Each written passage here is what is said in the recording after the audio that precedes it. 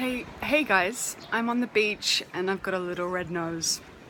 And today I wanted to speak a little bit about, I want to speak about spiritual bypassing, because I know it's like a term that's used a lot, but as time goes by, I'm getting to know what that actually means more and more and more.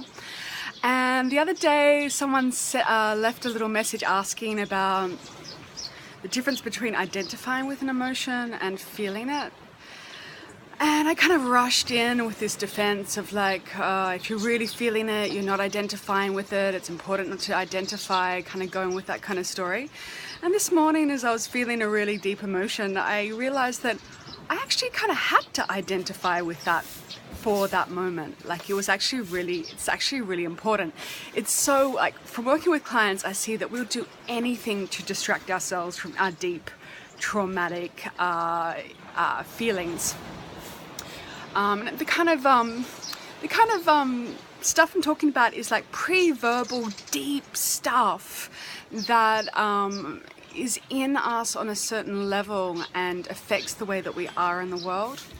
And I find that to be able to access that stuff, we actually need to let ourselves identify with that. So what was coming up for me this morning was kind of like, oh, I'm not important, I'm not loved. And obviously I'm important and I'm loved, like, duh. But, I actually had to really go to that part in myself that doesn't feel important or loved.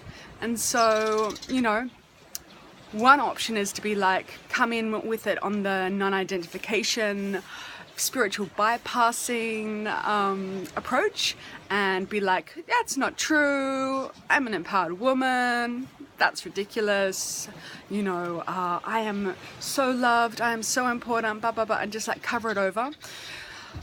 But meanwhile, there's a little part of myself that hasn't been met. And I'm not talking about the kind of like little reoccurring stories that are just constantly going on in our minds, because that's probably not a good thing to identify with. But what I'm talking about is that level of like that deep voice inside that actually really does feel that we're not enough. And that stuff doesn't go away without us loving it and holding space for it. And so in this situation, I took some time to be like, to really feel it, feel the tear, like cry the tears, do that whole thing. And I saw that once I really held it, really felt it, that it's almost like it kind of melted out of me. And I came back into my strength and my power. So that's not spiritual bypassing, when you actually go there. And yeah, maybe you need to believe in it, the story a little bit, to go there. So a little bit of identification can be okay, is my point. Anyway, I hope that was helpful. Sending you so much love. My name's Sonia Shraddha Devi.